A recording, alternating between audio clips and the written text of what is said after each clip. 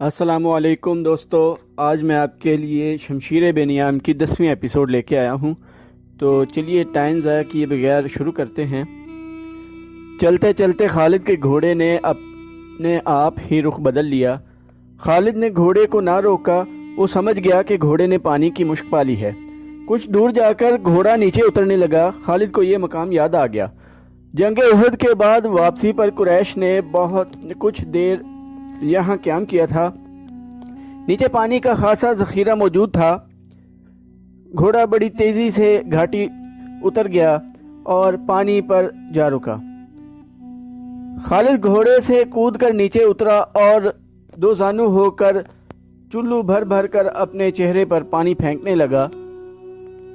ذرا سستانے کے لیے بھور بھوری سی ایک چٹان کے ساتھ بیٹھ گیا۔ اسے وہ وقت یاد آیا جب احد کے معرکے کے بعد اہل قریش واپس آئے تھے۔ انہوں نے مدینے سے کچھ دور آ کر قیام کیا تھا۔ اس قیام کے دوران قریش کے سردار اس بحث میں الجھ گئے تھے کہ واپس مکہ پہنچ جائے یا مسلمانوں پر ایک اور حملہ کیا جائے۔ صفوان بن امیہ نے کہا تھا، ہم شکست کھا کر نہیں آئے۔ اگر تم یہ سمجھتے ہو کہ مسلمانوں کی حالت بہت بری ہے تو اپنی حالت دیکھو، ہماری حالت بھی اچھی نہیں۔ اب مسلمانوں کے ساتھ اتنی جلدی لڑنے کا خطرہ مول نہیں لینا چاہیے، ہو سکتا ہے قسمت ہمارا ساتھ نہ دے۔ جب یہ بحث جاری تھی تو قریش کے کچھ آدمی دو مسافروں کو پکڑ کر سرداروں کے سامنے لے آئے۔ انہیں بتایا گیا کہ یہ دونوں آدمی جو اپنے آپ کو مسافر کہتے ہیں ہمارے خیموں کے ارد گرد گھوم پھر رہے تھے، اور ہمارے 4-5 آدمیوں سے انہوں نے پوچھا کہ تم لوگ کہاں جا رہے ہو۔ ان دونوں نے ابو سفیان اور دوسرے سرداروں کے سامنے بھی یہی بیان دیے کہ وہ مسافر ہیں، اور کسی جگہ کا نام لے کر کہا کہ وہ ادھر جا رہے ہیں۔ ابو سفیان کے حکم سے ان کے پھٹے پرانے کپڑے جو انہوں نے پہن رکھے تھے اتروائے گئے تو اندر سے خنجر اور تلواریں برآمد ہوئیں۔ ان سے پوچھا گیا کہ تم نے یہ ہتھیار چھپا کر کیوں رکھے ہیں؟ خالد کی نظر بہت تیز تھی، اسے شک ہوا کہ یہ مسلمانوں کے جاسوس ہیں۔ ان دونوں کو قریش کی فوج کے سامنے کھڑا کر دیا گیا اور پوچھا گیا کہ انہیں کوئی پہچانتا ہے؟ 2-3 آوازیں آئیں کہ ہم انہیں پہچانتے ہیں، یہ یثرب مدینہ کے رہنے والے ہیں، اس ایک کو میں اچھی طرح پہچانتا ہوں۔ قریش کے ایک آدمی نے اٹھ کر کہا، اسے میں نے اپنے خلاف لڑتے ہوئے دیکھا تھا، تم اپنی زبان سے کہہ دو کہ تم محمد صلی اللہ علیہ وآلہ وسلم کے جاسوس ہو۔ ابو سفیان نے ان دونوں سے کہا، اور جاؤ میں تمہاری جان بخشی کرتا ہوں۔ دونوں میں سے ایک نے اعتراف کر لیا، جاؤ۔ ابو سفیان نے کہا، ہم نے تمہیں معاف کیا۔ دونوں جو واقعی مسلمانوں کے بھیجے ہوئے جاسوس تھے اور قریش کے عزائم معلوم کرنے آئے تھے، ہنسی خوشی اپنے اونٹوں کی طرف چل پڑے۔ ابو سفیان کے اشارے پر کئی ایک تیر اندازوں نے کمانوں میں تیر ڈالے اور پیچھے سے ان دونوں مسلمانوں پر چلا دیے۔ دونوں کئی تیر اپنے جسموں میں لے کر گرے، پھر اٹھ نہ سکے۔ کیا تم اس کا مطلب سمجھتے ہو؟ ابو سفیان نے اپنے قریب کھڑے سرداروں سے کہا، جاسوس بھیجنے کا مطلب یہ ہے کہ مسلمان ہارے نہیں، وہ ابھی یا کچھ ہی عرصے بعد ہم پر حملہ کرنے کا ارادہ رکھتے ہیں۔ فوراً مکہ کوچ کرو اور اگلی جنگ کی تیاری کرو۔ اگلے روز رسول اکرم صلی اللہ علیہ وآلہ وسلم کو کسی نے آ کر بتایا کہ اہل قریش نے جہاں پڑاؤ کیا تھا وہاں اپنے دونوں جاسوسوں کی لاشیں پڑی ہوئی ہیں اور اہل قریش مکہ کو روانہ ہو گئے ہیں۔ خالد نے یہ پہلی بڑی جنگ لڑی تھی، لیکن وہ سمجھتا تھا کہ وہ مسلمانوں کو شکست نہیں دے سکا۔ آج 4 برس بعد وہ اس سوچ میں غرق تھا کہ مسلمانوں کی یہ طاقت عام انسانوں کی طاقت نہیں، کوئی راز ہے جسے وہ ابھی تک نہیں پا سکا۔ اسے اہل قریش کی کچھ خامیاں یاد آنے لگیں، کچھ باتیں اور کچھ اعمال اسے اپنے اچھے نہیں لگ رہے تھے۔ اسے یہودیوں کی 2 بڑی خوبصورت عورتیں بھی یاد آئیں جو اہل قریش کے سرداروں میں گھل مل گئی تھی۔ وہ جانتا تھا کہ یہودی اپنے نسوانی حسن کے جادو سے اہل قریش پر چھا جانے کی اور انہیں مسلمانوں کے خلاف استعمال کرنے کی کوشش کر رہے ہیں۔ یہ طریقہ اسے پسند نہ آیا، لیکن ان میں سے ایک عورت ایک روز خالد سے ملی تو خالد نے محسوس کیا کہ یہ عورت جو کچھ کہہ رہی ہے اس میں عقل و دانش ہے۔ اس عورت کے حسن و جوانی کا اپنا ایک اثر تھا، لیکن طلسم جو اس کی زبان میں تھا اس کا اثر خالد نے بھی محسوس کیا تھا۔ کچھ دیر تک یہ عورت خالد کے خیالوں پر چھائی رہی۔ اس کا گھوڑا ہنہنایا تو خالد جیسے خواب بیداری سے بیدار ہو گیا۔ وہ تیزی سے اٹھا، گھوڑے پر سوار ہوا اور پھر مدینے کے راستے پر ہو لیا۔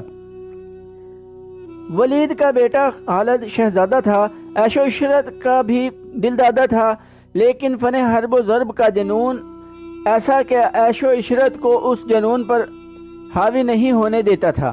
مدینے کی طرف جاتے ہوئے اسے وہ حسین و جمیل یہودن یاد آئی جس کا نام یحاوہ تھا۔ اس نے اس یہودن کو ذہن سے نکال دیا، لیکن یحاوہ رنگ برنگی تتلی بن کر اس کے ذہن میں اترتی رہی۔ خالد اسے ذہن سے نکال نہ سکا۔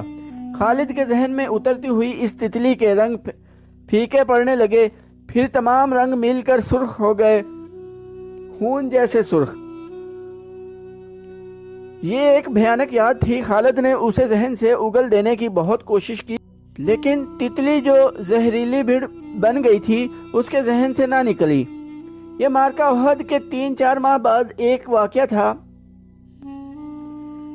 یہ ایک سازش تھی جس میں وہ شریک نہ تھا، لیکن وہ قبیلہ قریش کا بڑا ہی اہم فرد تھا۔ مسلمانوں کے خلاف کسی سازش میں شریک نہ ہونے کے باوجود وہ دعویٰ نہیں کر سکتا تھا کہ وہ اس میں شریک نہ تھا۔ معرکہ احد میں زخمی ہونے والے بعض اہل قریش کے زخم ابھی ٹھیک نہیں ہوئے تھے کہ ایک روز خالد کو خبر ملی کہ مدینے سے 6 مسلمان تبلیغ اسلام کے لیے رجی کے طرف جا رہے تھے کہ عفان سے تھوڑی دور ایک غیر مسلم قبیلے نے انہیں روک لیا اور ان میں سے 2 کو مکہ لایا گیا ہے اور انہیں نیلام کیا جا رہا ہے۔ خالد دوڑتا ہوا وہاں گیا۔ وہ 2 مسلمان خبیب رضی اللہ عنہ بن عدی اور زید رضی اللہ عنہ بن عدسنہ تھے۔ خالد دونوں کو جانتا پہچانتا تھا۔ وہ اسی کے قبیلے کے افراد ہوا کرتے تھے۔ انہوں نے اسلام قبول کر لیا تھا۔ ان میں حب رسول صلی اللہ علیہ وآلہ وسلم کا یہ عالم تھا کہ رسول خدا صلی اللہ علیہ وآلہ وسلم پر جانے قربان کرنے کو تیار رہتے تھے۔ رسول خدا صلی اللہ علیہ وآلہ وسلم انہیں بہت عزیز رکھتے تھے۔ خالد نے دیکھا کہ انہیں ایک چبوترے پر کھڑا کر دیا گیا تھا اور ارد گرد اہل قریش کا ہجوم تھا۔ ایک غیر مسلم قبیلے کے 4 افراد ان کے پاس کھڑے تھے۔ دونوں کے ہاتھ رسیوں سے بندھے ہوئے تھے۔ یہ دونوں مسلمان ہیں۔ ایک آدمی چبوترے پر کھڑا اعلان کر رہا تھا، یہ دونوں احد میں تمہارے خلاف لڑے تھے، ان کے ہاتھوں تمہارے عزیز اور خون کے رشتہ دار مارے گئے تھے۔ ہے کوئی جو انتقام کی آگ بجھانا چاہتا ہے؟ انہیں خریدو، انہیں اپنے ہاتھوں قتل کرو اور خون کے بدلے خون بہاؤ۔ یہ آدمی سب سے اونچی بولی دینے والے کو ملیں گے۔ بولو 2 گھوڑے، ایک آواز آئی۔ بولو، بڑھ کر بولو۔ 2 گھوڑے، ایک اونٹ۔ ایک اور آواز آئی۔ گھوڑوں اونٹوں کو چھوڑو، سونے میں بولی دو، سونا لاؤ، دشمن کے خون سے انتقام کی پیاس بجھاؤ۔ وہ لوگ جن کے قریبی رشتہ دار احد کی لڑائی میں مارے گئے تھے بڑھ چڑھ کر بولی دے رہے تھے۔ خبیب رضی اللہ عنہ اور زید رضی اللہ عنہ چپ چاپ کھڑے تھے۔ ان کے چہروں پر خوف نہ تھا، گھبراہٹ نہیں تھی، ہلکی سی بے چینی بھی نہیں تھی۔ خالد ہجوم کو چیرتا ہوا آگے چلا گیا۔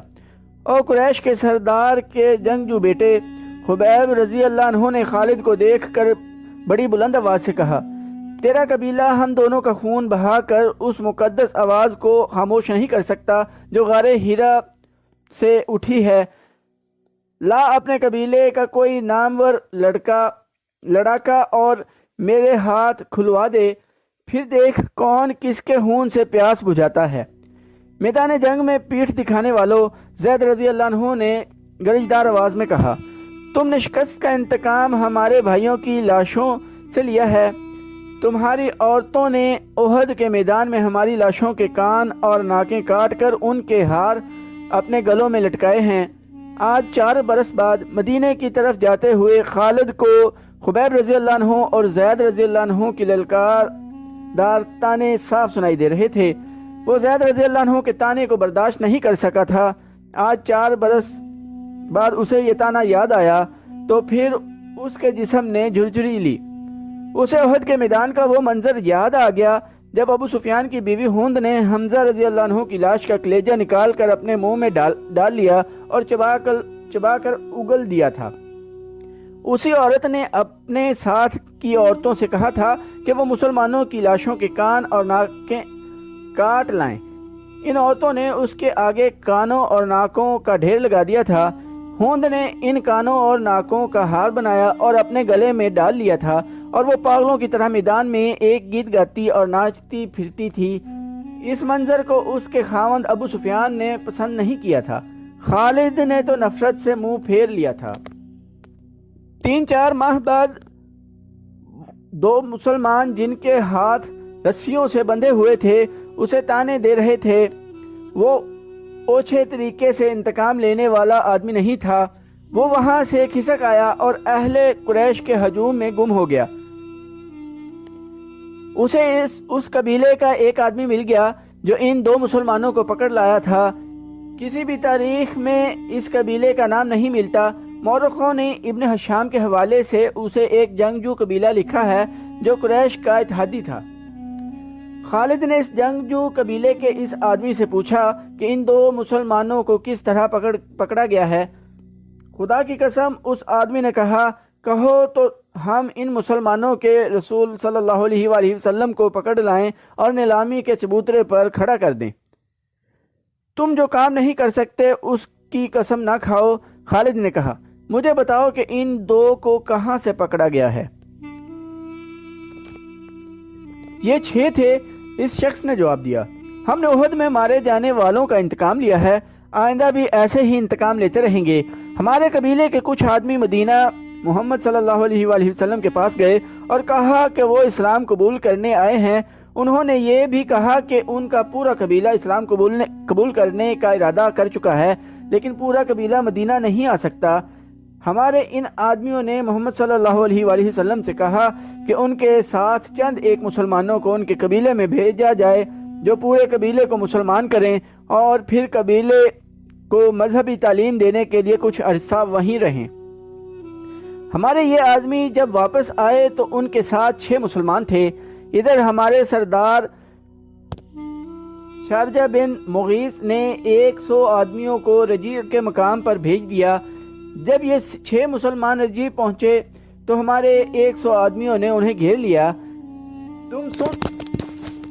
تم سن کر حیران ہوگے کہ یہ 6 مسلمان تلواریں نکال کر 100 آدمیوں کے مقابلے پر آ گئے۔ ہم نے 3 کو مار ڈالا اور 3 کو پکڑ لیا۔ ان کے ہاتھ رسیوں سے باندھ دیے۔ شارجہ بن مویس نے حکم دیا تھا کہ مدینے سے کچھ مسلمان تمہارے دھوکے میں آ کر تمہارے ساتھ آ گئے تو ان میں سے 2-3 کو مکہ لے جانا اور انتقام لینے والوں کے ہاتھ فروخت کر دینا۔ ہم 3 کو ادھر لا رہے تھے، راستے میں ان میں سے ایک نے رسیوں میں سے ہاتھ نکال لیے، مگر وہ بھاگا نہیں۔ وہ اتنا پھرتیلا تھا کہ اس نے ہمارے ایک آدمی کی نیام سے تلوار نکال لی، کیونکہ اسے ہم نے نہتہ کر رکھا تھا۔ اس نے بڑی تیزی سے ہمارے 2 آدمیوں کو مار ڈالا۔ اکیلا آدمی اتنے سارے آدمیوں کا مقابلہ کب تک کرتا؟ وہ مارا گیا اور ہم نے اس کے جسم کا کیما کر دیا۔ وہ 2 رہ گئے۔ ہم نے ان کے ہاتھ اور زیادہ مضبوطی سے باندھ دیے اور یہاں لے آئے، اور تم خوش ہو۔ خالد نے اسے تنزیہ کہا، محمد صلی اللہ علیہ وآلہ وسلم کیا کہے گا؟ اہل قریش اور ان کے دوست قبیلے اتنے بزدل ہو گئے ہیں کہ اب دھوکے دینے اور 6 آدمیوں کو 100 سے مروانے پر اتر آئے ہیں۔ کیا تم نے مجھے یہ بات سناتے شرم محسوس نہیں کی؟ کیا ان 100 آدمیوں نے اپنے ماؤں کو شرمسار نہیں کیا جن کا انہوں نے دودھ پیا ہے؟ تم نے میدان جنگ میں مسلمانوں کا کیا بگاڑ لیا تھا ولید کے بیٹے؟ اس آدمی نے کہا، کیا تم محمد صلی اللہ علیہ وآلہ وسلم کی طاقت کا مقابلہ کر سکتے ہو؟ بدر میں 1000 قریش 313 سے مار کھائے تھے۔ احد کی لڑائی میں محمد صلی اللہ علیہ وآلہ وسلم کے پیروکار کتنی تعداد میں تھے؟ 700 سے کم ہوں گے، زیادہ نہیں تھے۔ قریش کتنے تھے؟ ہزاروں۔ سن خالد بن ولید، محمد صلی اللہ علیہ وآلہ وسلم کے ہاتھ میں جادو ہے، جہاں جادو چلتا ہے وہاں تلوار نہیں چل سکتی۔ پھر تمہاری تلوار کس طرح چلی ہے؟ خالد نے پوچھا۔ اگر محمد صلی اللہ علیہ وآلہ وسلم کے ہاتھ میں جادو ہے تو وہ تمہارے سردار شارجہ بن مغیث کے دھوکے میں کس طرح آ گیا؟ اس کے 4 آدمیوں کو کس طرح مار ڈالا؟ ان 2 کو محمد صلی اللہ علیہ وآلہ وسلم کا جادو آزاد کیوں نہیں کرا لیتا؟ تم جس چیز کا مقابلہ کرنے کی جرت نہیں رکھتے اسے جادو کہہ دیتے ہو۔ ہم نے جادو کو جادو سے کاٹا ہے، شارجہ بن مغیث کے قبیلے کے اس آدمی نے کہا۔ ہمارے پاس یہودی جادوگر آئے تھے، ان کے ساتھ 3 جادوگرنیاں تھیں، ان میں سے ایک کا نام یوہادا ہے۔ ہم نے اپنی آنکھوں سے دیکھا ہے کہ ایک گھنی جھاڑی میں سے ایک برچھی زمین پر سرکتی باہر آئی۔ یہ برچھی جھاڑی میں واپس چلی گئی اور سانپ بن کر باہر آئی۔ یہ سانپ واپس جھاڑی میں چلا گیا۔ تو دوستو آج کی ایپیسوڈ ادھر ہی ختم کرتے ہیں، انشاءاللہ اس سے آگے کی سٹوری نیکسٹ ایپیسوڈ میں سنائیں گے۔ چینل کو سبسکرائب کرنا نہ بھولیے گا، لائک اور کمنٹ بھی کر دیجئے۔ ٹائم دینے کے لیے شکریہ۔ اللہ حافظ۔